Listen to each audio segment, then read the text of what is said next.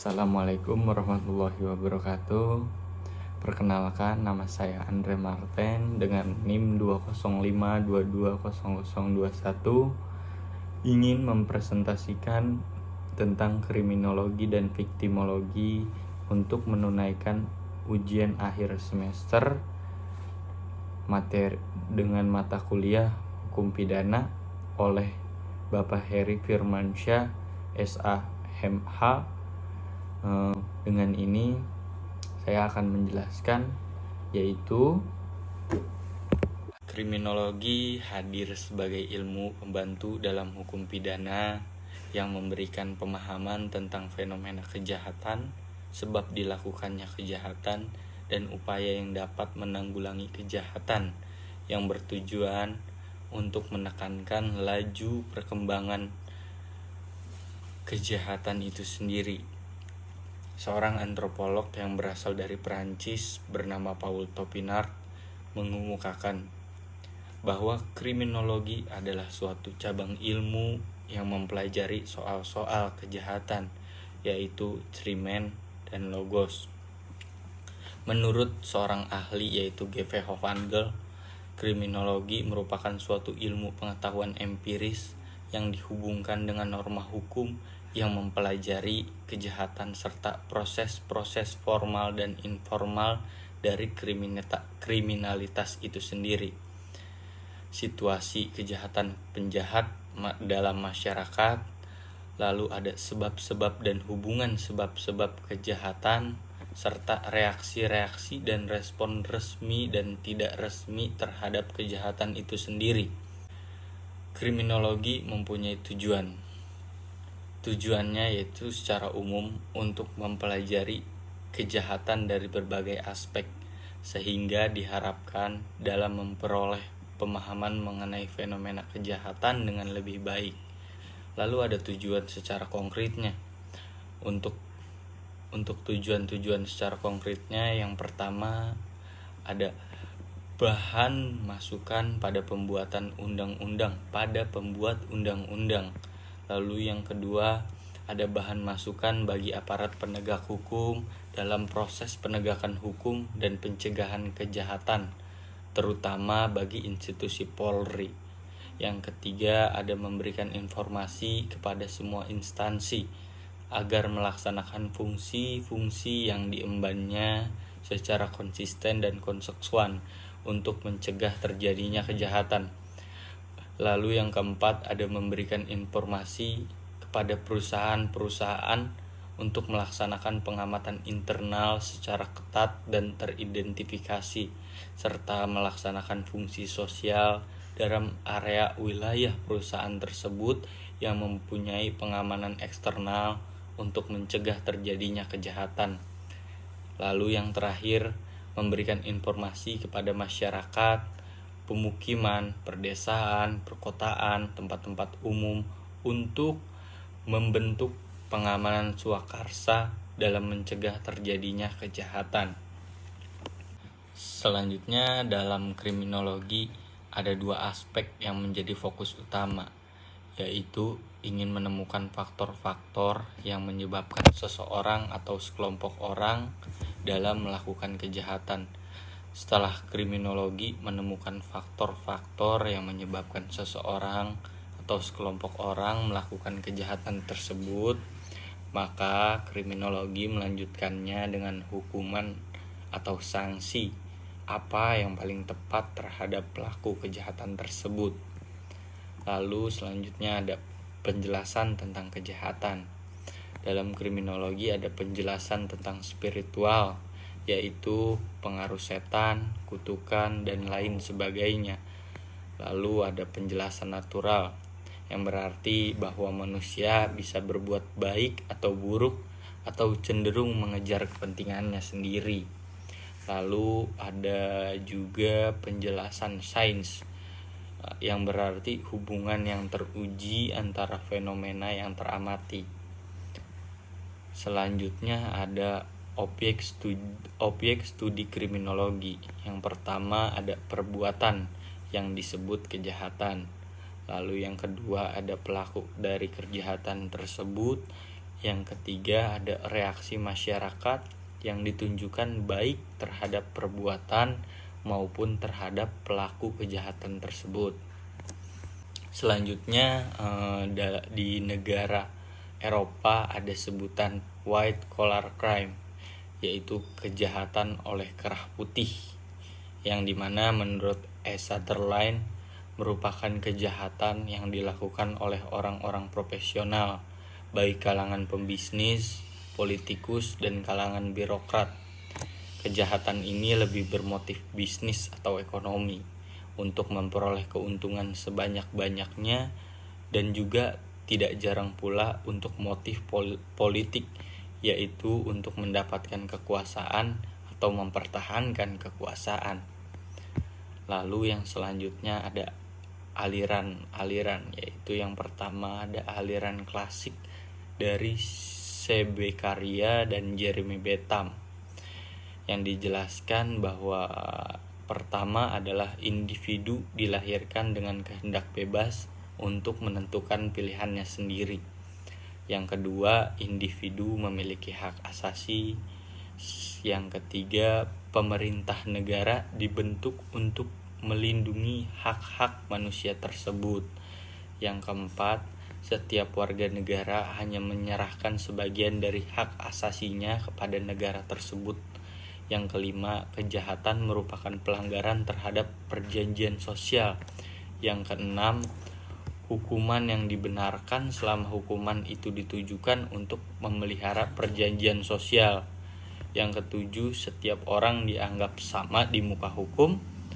Lalu ada aliran social defense dari Mark Ansel, menghargai nilai-nilai moral dalam kehidupan bermasyarakat, dalam arti bahwa perlakuan terhadap penjahat tidak lagi sebagai objek alat-alat peradilan pidana, melainkan diperlakukan sebagai manusia dengan integrasi kemanusiaannya itu sendiri. Selanjutnya ada teori Lombroso. Lombroso membuat 13 ciri fisik seseorang yang cenderung melakukan kejahatan. Teori ini memang dianggap lemah, namun diantaranya ciri fisik tersebut adalah ketidaksimetrisan wajah atau kepala, telinga yang lebar seperti telinga kera, bibir yang lebar, dagu yang mundur, hidung yang memelintir, tulang pipi yang menonjol, tangan yang panjang, kerutan kulit yang menonjol, dan jari jemari atau jempol yang besar. Selanjutnya di teori ini juga dijelaskan ada born criminal yang pertama, yaitu bakat jahat yang ada sejak lahir terdapat pada sepertiga dari jumlah seluruh penjahat. Yang kedua ada insan kriminal, yakni bukanlah penjahat sejak lahir, mereka lahir disebabkan oleh penyakit jiwa dan perubahan di dalam otak mereka yang terganggu. Lalu yang ketiga ada kriminaloid, yakni golongan terbesar penjahat yang terdiri dari orang-orang yang tidak memiliki ciri fisik yang khas, tidak memiliki sakit jiwa yang nampak, akan tetapi susunan mental dan emosional sedemikian rupa sehingga dalam keadaan tertentu mereka dapat melakukan perbuatan yang sangat kejam, keji, dan juga jahat. Sehingga aspek ini menghasilkan hipotesa sebagai berikut. Yang pertama ada serious increase, yaitu derajat keseriusan suatu kejahatan meningkat jika frekuensi kejahatannya menurun. Lalu yang kedua ada serious decrease, yaitu derajat keseriusan suatu kejahatan menurun jika frekuensi kejadiannya meningkat. Selanjutnya ada paham neoklasik, routine activity theory. Ada 3 kategori variabel yang menerangkan timbulnya kejahatan tersebut, yaitu yang pertama motivate offenders, adanya pelaku yang termotivasi. Yang kedua ada suitable target of criminal victimization, yang berarti adanya target yang menarik dari korban kejahatan.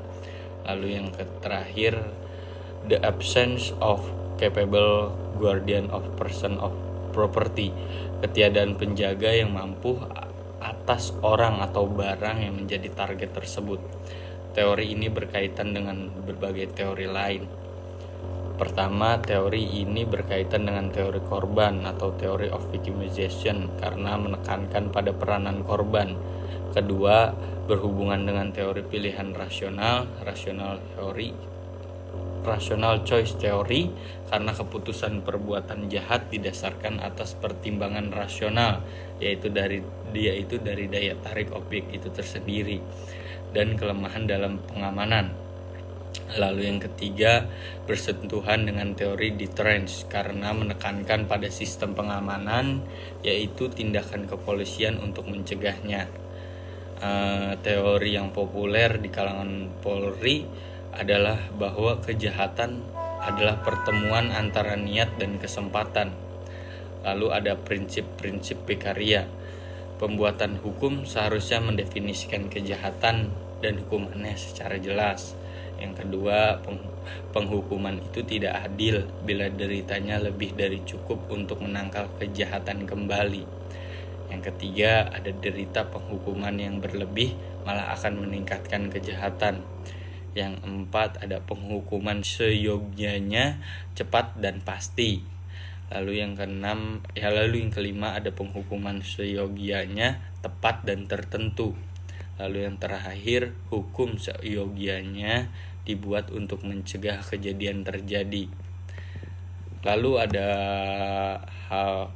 hal lain, yaitu psikopat. Dimensi hukum dari masalah psikopat seperti halnya masalah-masalah biological criminality menyangkut pertanggungjawaban pidana atau lebih spesifik tingkat kesalahan pelaku sebagai elemen dari suatu kejahatan. Psikopatologi mengungkapkan bahwa orang-orang yang memenuhi kriteria penyakit psikopat tidak dapat dimintai pertanggungjawaban hukum atas perbuatannya karena mereka seperti robot yang tidak dapat membuat kalkulasi. Dijelaskan dalam KUHP pasal 44 sudah memperhitungkan bahwa barang siapa melakukan perbuatan yang tidak dapat dipertanggungjawabkan kepadanya karena jiwanya cacat dalam pertumbuhan atau terganggu karena penyakit, maka tidak dipidana. Lalu yang selanjutnya ada viktimologi. Untuk memahami ruang lingkup viktimologi sendiri, ada baiknya dicermati pertanyaan dari Zvonimir Paul Sparovic yang mengungkapkan tujuan dari viktimologi, yaitu to analyze the manifold escape of the victim problem.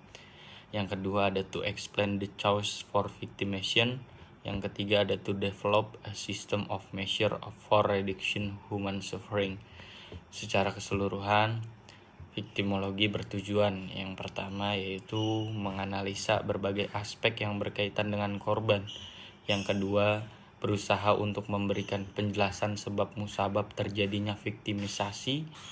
Dan ketiga, mengembangkan sistem tindakan guna mengurangi penderitaan manusia. Dalam proses pertumbuhannya viktimologi, mendekati masalah tindak pidana yaitu dari 3 segi. Yang pertama ada segi peranan korban sebagai bagian integral dalam proses interaksi yang melahirkan tindak pidana tersebut. Yang kedua mengenai perlindungan hak-hak yang terabaikan. Yang ketiga mengenai perlindungan hak-hak korban tidak saja sebagai akibat tindak pidana konvensional seperti pemerkosaan, pembunuhan, perampokan, dan penganiayaan, melainkan juga perlindungan terhadap korban-korban tindak pidana, terhadap korban-korban tindak pidana yang bersifat non-konvensional.